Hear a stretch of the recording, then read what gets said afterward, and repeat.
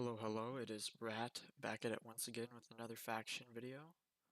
I will be talking about the Delguon this time, who comparatively to the Shardsworn are a lot more complex and diverse. It will definitely not be as close or as accurate as that one, but I do think there is a lot of good information that can be gained regardless, especially with theory crafting potential.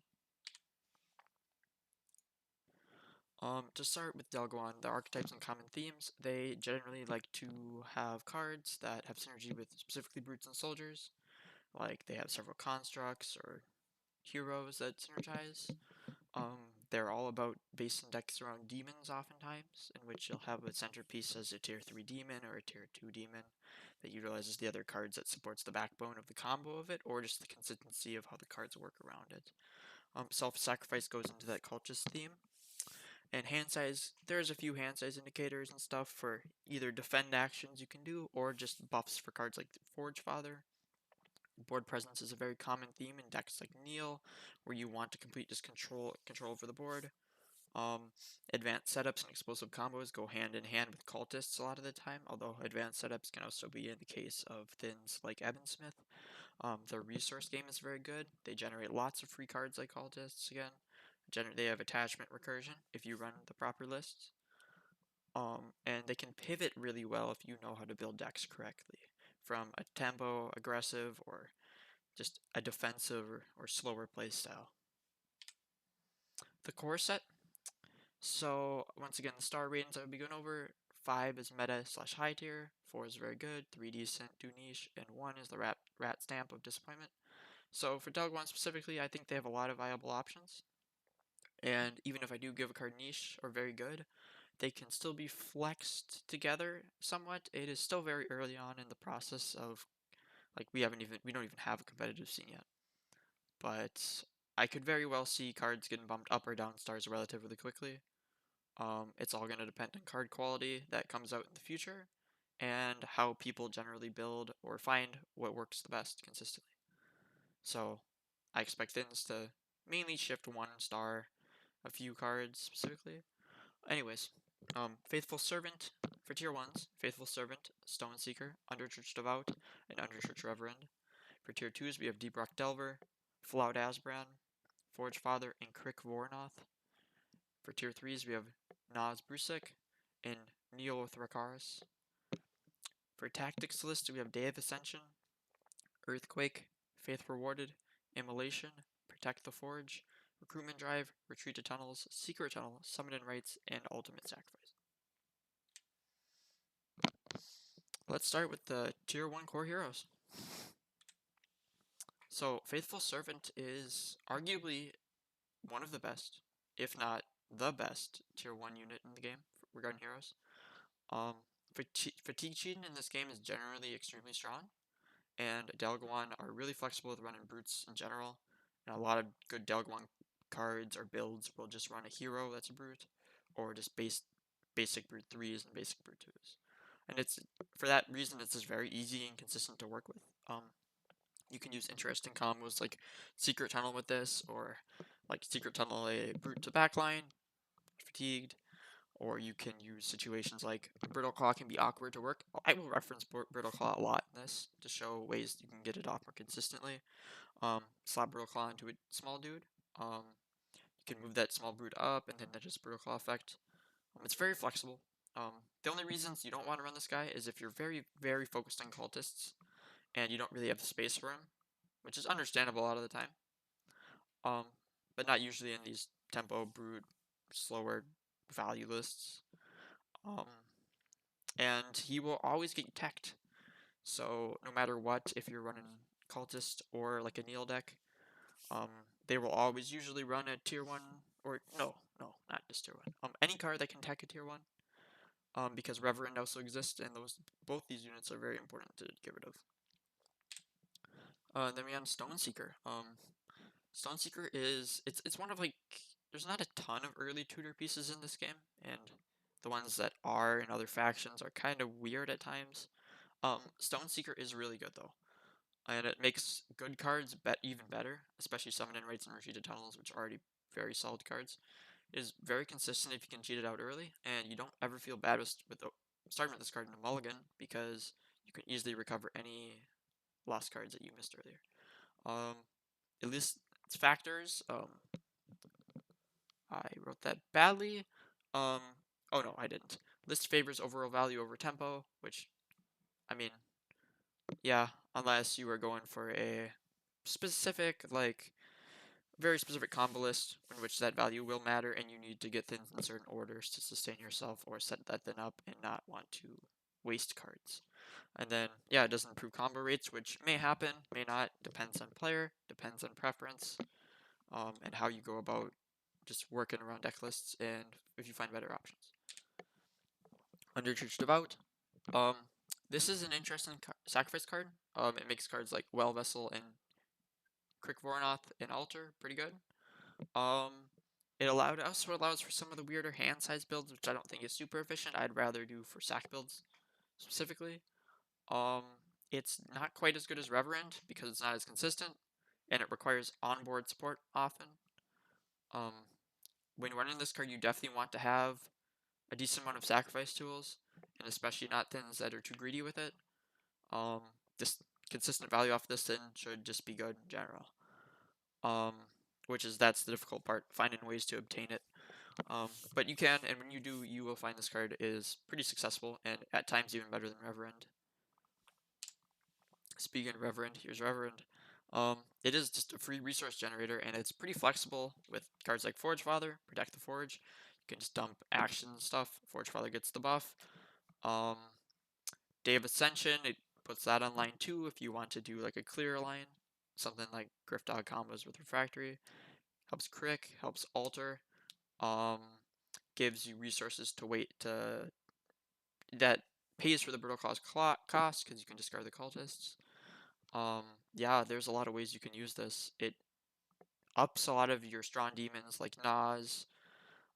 Their lethality gets a lot better in late game states because you have a lot more tools to flex into for early tempo to get there, or just save them all for one big explosive turn. Um, this card is gonna get teched most likely, and if you can't find a way to support it in back row to at least get marginal value off of it, it's not going to be particularly great.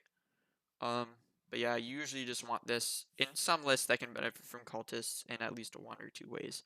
That doesn't even have to be sacrificial, but that is a preference. Now to the tier 2 core heroes. Start with Deep Rock Delver. This is one I considered a lot about. I currently have it at 4 stars. It is a weird card because it can definitely be in that 3-star world also, but it is an absolute trade machine and it is pretty much a Neo carry card. Um, it's very good for just trading up into good units, but if you don't find this card, taking those trades, like some matchups you don't really want to, and it will set you back. Other matchups it's really good because it takes up priority units. It's very specific, even though it is super consistent, and you definitely want to run this in tempo lists. Um, I think it's a really easy option to flex into any deck that wants board control, and it's really easy to learn with. There may be better options in the future, but I think it is very consistent in teaching you how to use, um, or at least manipulate a board state in your favor, which is very important to understand for playing against Delguon and with Delguon. So this card could go up or down, but I think it is very solid, and I would not ever feel bad running it. In those tempo lists, of course. Now, Float Asbran. Float Asbran is not a bad card. It's just a tiny bit of a victim of a lot of these tempo decks, and a lot of the greedy decks usually sometimes can have better tier 2s because Delguon have pretty good tier competition between their cards for the most part. Um, it's good at creating compressed trades, like compressing actions. It's good for stuff like Brittle Claw. You slap it in a tiny dude. You flow. You move it. You can trade. Um, of course, you can't do that same turn because you just put Claw down. It's fatigued, but you know, pre-setups. Can set up those combo sequences with Nas in late game. Pull it in. You can start doing the Nas effects. Um, it limits certain push setups because they might not. You can have a flow mid or something. They can't push like their hunter from the side or something because you can slowly position into your favor for trades. But yeah, the weird things with running in lists like Nas is holding tier 2 heroes for combo payouts late into games can be awkward at times. Um, and it can be hard in your tempo, but sometimes you might just want to play this in tempo list. It's a weird state. It depends on your overall goal of the deck and what you can afford to do and how you build it. And yeah, it's just tight competition, so I definitely could see the C in play. It just depends on how other decks look in the meta for the most part, in my opinion. Forge Father. This card is going to be probably a meta player for a very long time, if at all. Probably will never unflex out of its spot, as just being the consistently good option in decks that can afford it. It is basically an additional tier 3, which is extremely strong. It's consistent, and it's very easy to slot into lists like tempo lists. You can even go greedy combo lists just to sustain yourself into those later stages of games. And the only issues with it really are the opponent will always run tech, like cannon shot, etc., etc. So I mean, I guess you could run stuff like Carapace to limit that, but who knows how you want to budget decks and just those decisions. But yeah, it is very good, and I wouldn't feel bad slotting into a majority of Delguon lists, especially those played in the mid-range or greedy styles. Crick Varnoth. I think Crick is a great tool for cultist decks. It takes a little bit of skill to use, even if it looks very simple face value, because you do have to have knowledge of how to set up those pre-board states. And it's very good at pivoting setup into tempo and cashing in on your opponent might think you're going greedy and you can immediately cash in with something like this. And it can create massive value trades in the sense of things like Eben Smith. You have Crick in hand, you have Neil on board, you Eben Smith Crick effect. And now you can sacrifice your own things instead of blowing up your tier 3 that's trading across the board, which is pretty strong.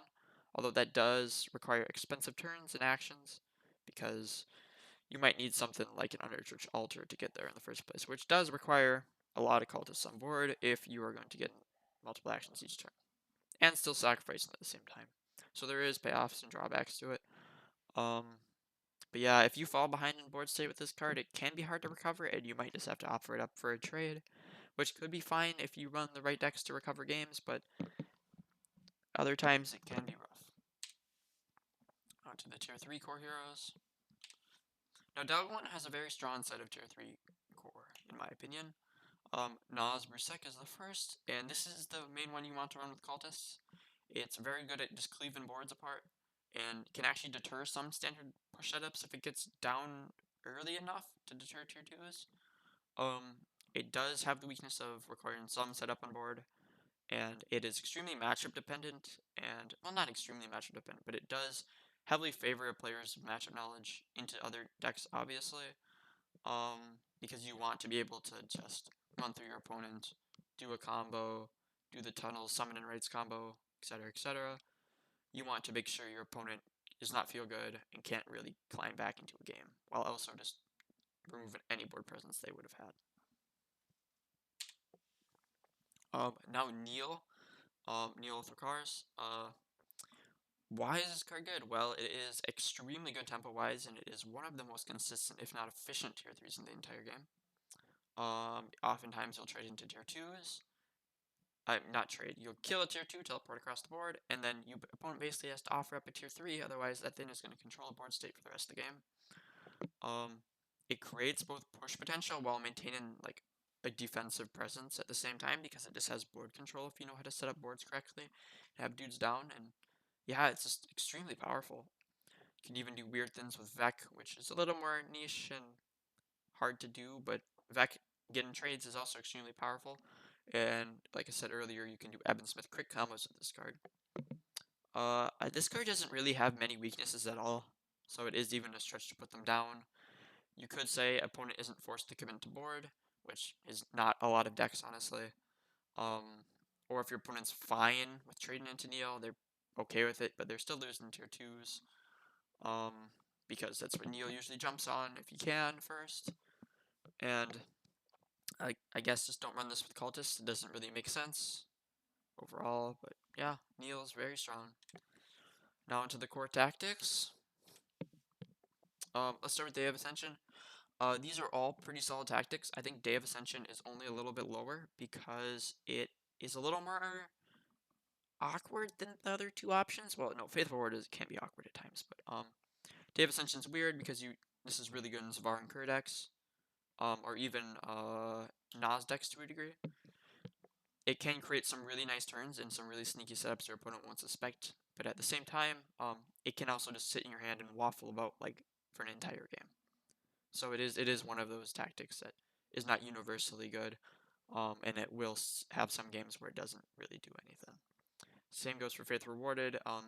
The main thing with this card is, yes, you can take tactics. I don't know, do sacrifice back like cultists or small units or big units if you use crick or stuff like that, which I don't know why you do that. But if you the main draw with this card is Immolation Faith Rewarded, which is an extremely powerful combo because you can blow up a tier 3 and immediately get it back. Um, it is a huge driving point and focus for decks like Zavar and Kerr, and that's the reason you run them, because stuff generally has synergy. You can't blow up Zavar because it's a demon, but there are plenty of other options you can blow up and sacrifice anyways. Recruitment Drive is just pretty much a must run in most of these cultist decks because it always gives you a fallback in case stuff like your Reverend or Devout doesn't really get you there and doesn't get the needed resources you were hoping for to pay out. Then we have Protect the Forge. This is another one kind of like Day of Ascension, where it has its games where it's insane and other games where it kind of just sits there. It is pretty interesting with Flow if your opponent doesn't respect the board setups, but it also does require a pretty decent hand size and required cards that you would want to pitch out of hand to kill. Tuttles is extremely powerful. This card is extremely good with Nas and those siege setups, and kind of goes into the same bank of Summon and Rites, which is also extremely good. Both these cards are really good for establishing both combos by limited and also limited what your opponent can actually functionally do. Summon and Rites also has the added benefit of being able to put cards back onto your stronghold to protect it from sieges for a little while longer if that is needed to help secure game. Then we have Immolation. Immolation is a weird one. I'm not huge on this card. I think it can be really awkward to run at times, but I think if you can ever get the Immolation Faith Rewarded combos off, it is well worth the price and risk of running the card. But generally in tempo lists or cultist lists that don't go for those super explosive plays that mainly just play for that long games of art and curse strategy. Ultimate Sack is really good. Being able to retake board position or just clean up space and create immediate pressure with Delguon is just very good in general, and this card does it extremely good. In general, fatigue cheating in this game, once again, it's very good. Earthquake is a good tactic option. Um, I personally think this card is really, really good when it works, but a lot of time it just sits in hand, dead. Um, it does have kind of an expensive action cost for Delguon because they like to, um, they generally value all their actions for positioning purposes and setup purposes. So it can be a little shaky getting this thing out, but it still is a very solid option in matchups that you would run this card. And then we have Secret Tunnel. This one is just pretty much a must run in all brute decks that want to aggress or can create board position situations. Yeah, it's movement across the board, which is really good, and it provides stat buffs to make it a little bit harder to put into either trade or just clean trade with it. Okay, now we are on to the Rotborn Expansion, starting with the heroes. We have the Deep Well Vessel. This is a card I'm really conflicted on because I'm back and forth thinking this card is niche or decent. I am going to just play it safe and say it's decent for now. Um, it does have issues with staying on board, and can actually can be a negative factor on your board in some scenarios in which it's not positioned properly, or you really need other options to help dig you back into a game. Of course, it's really good at getting sacrifice effects off immediately and just action compression that way, and it's able to scam tier 3s, which Delguon can do in several different ways. But yeah, if Zavar and Kurlis pan out the way I think they might, this card should be pretty solid. We will just have to see. Of course, Faith Rewarded also works with this. Then we have Keeper of the Nameless. I unfortunately did not. Ooh, I messed up. The card's descriptions are copy and pasted from another slide, so that is incorrect. Just ignore the why and why not sections here. I will just go over it. This is a combo card that you would like to sacrifice. Oh, you can sacrifice. You want this in the Belly of the Beast though, It's in tandem with Nameless One. If set up properly, you can create some nasty combos you can do with just tapping cokes into Nameless One to trade into threes and stuff. But it is awkward to get to work at times, and you do need to understand how to establish combos with the card and when to pivot, when to not, and yeah, it has its moments and has its matchups, but overall, I'm not sure how consistent or safe this card will be. I find that Nameless One in general is somewhat glass cannon in nature. Okay. Thankfully, it was just that one slide I made the mistake on. Um, Eben Smith.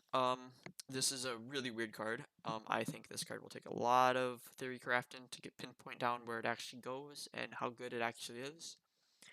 Its main strength, I think, is the Neo Crit combos and stuff like that. You can throw Carapace down on it just to protect it, make it more consistent against tactics. Um, it doesn't really force unit commitment, which is interesting for Delguon, because they usually like to put stuff on the board pretty quickly. Yeah, and those trades can be game winning because the tier 3 scam is real. Um, it can require several combo pieces to be in hand or on board, which again is a consistency then, which can be rough. And hidden infernal weapon every turn can be an expensive action.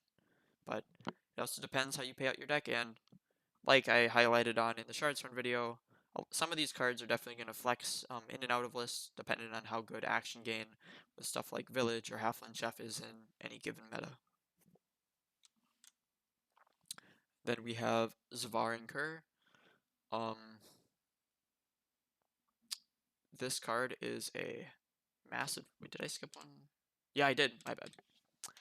We have Helldiver. I'm not huge on this card. I don't really see a lot of lists where I want to run it because I feel like I have to force a lot of awkward decision points, especially in theory crafting.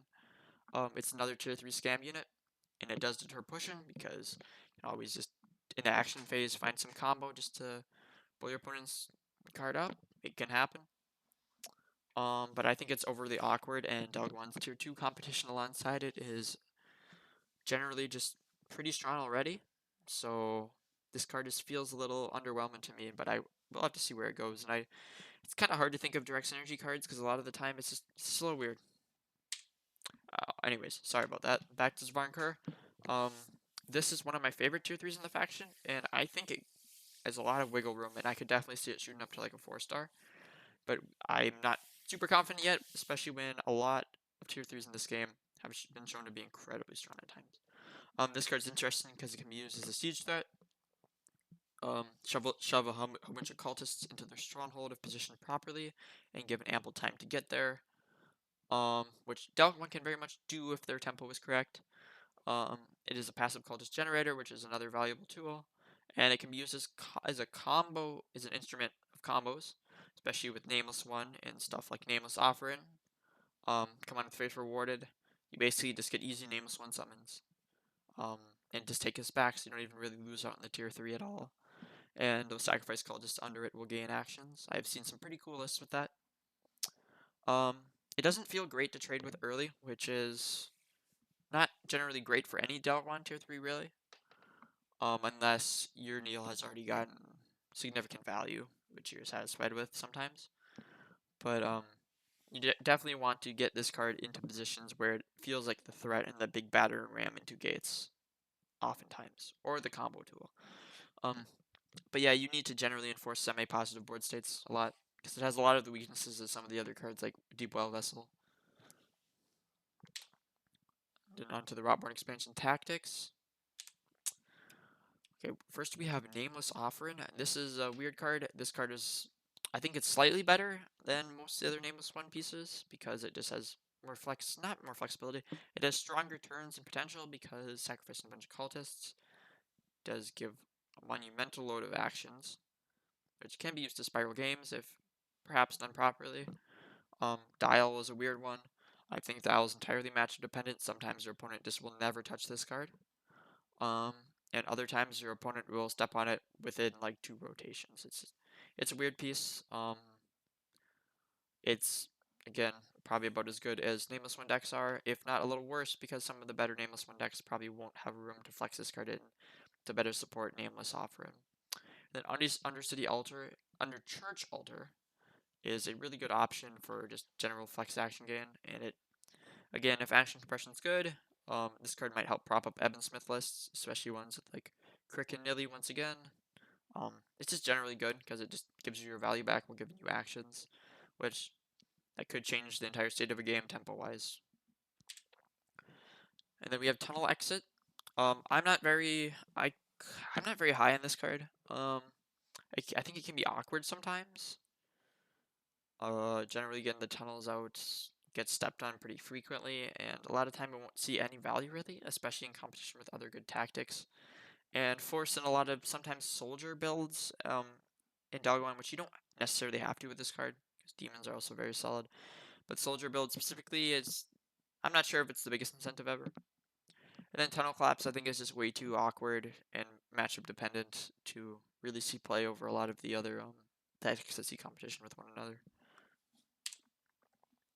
Now we're on to the Auroxi Expansion. Let's start with Neophyte.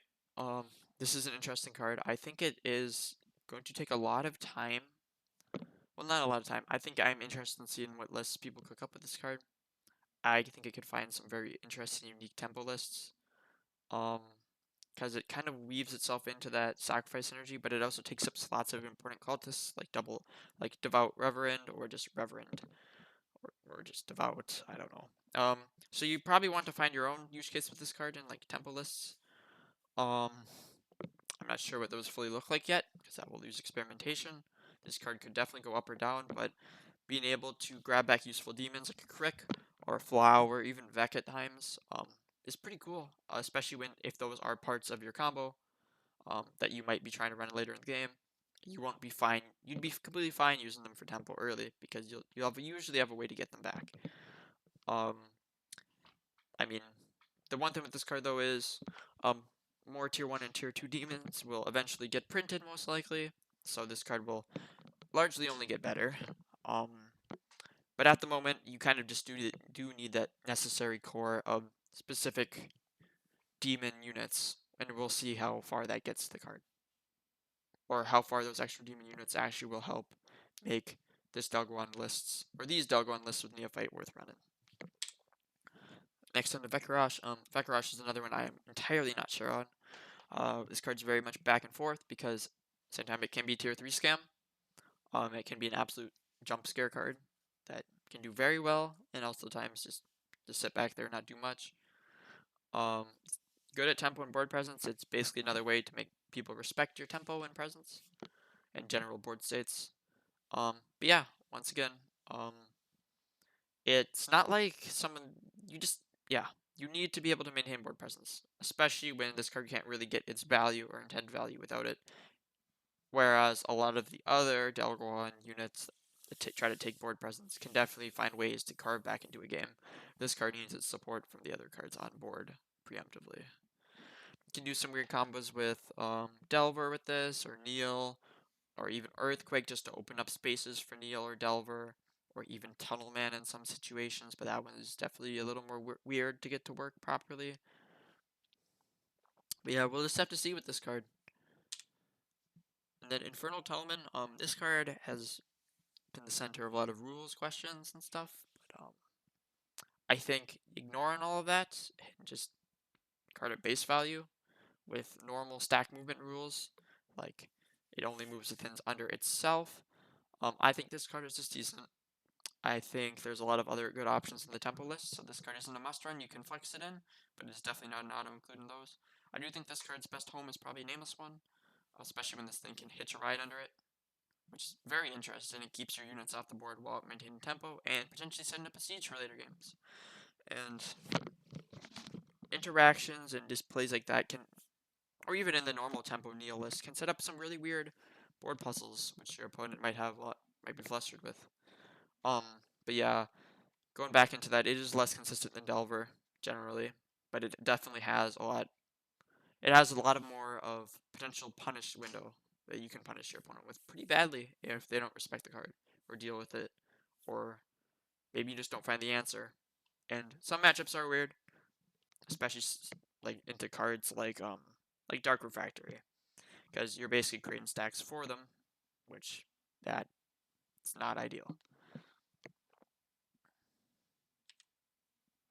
Then we have Blessed Princess. Cultist Delguon is in, not Cultist, Attachment Delguon is in a really interesting spot in my opinion. I think this is like the main incentive to run in it.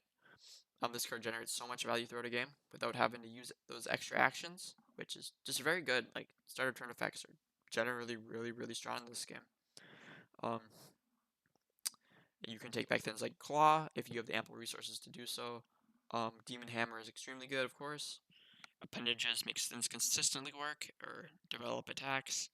And Visage, I'm not very high in Visage, but it is also runnable. Carapace makes this card easier to protect from tactics.